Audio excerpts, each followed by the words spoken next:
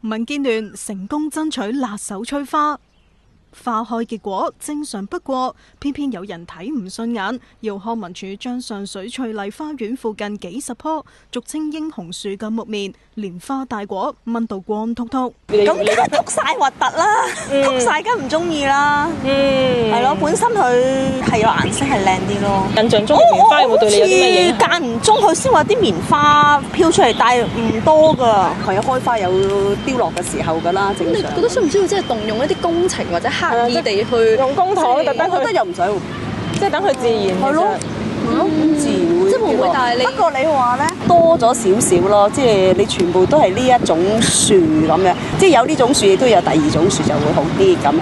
成功爭取催花嘅民建聯成員已經忍唔住要 show 個橫額出嚟表揚自己政績啦。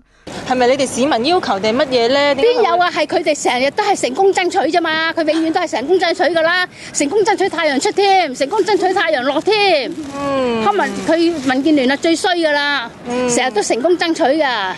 好多投訴都係關於鼻敏感嘅，其中一個個案咧就係關於哮喘嘅，咁另外有少部分個案咧係關於嗰個皮膚敏感。但係咧，我覺得嗰個承辦商，即係啲工作人員，可能佢行經驗辦事又好，或者佢粗枝大葉都好，即係我覺得係有啲錯誤喺度，因為佢連嗰啲佢 cut 嗰啲果實嘅時候咧，佢連嗰個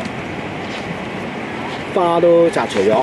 康文署就話，只係要承辦商掹走啲果實，已經向佢哋發出警告，同暫停有關嘅工作，再諮詢區議會。睇嚟廖超話可以收翻埋佢嘅成功爭取啦。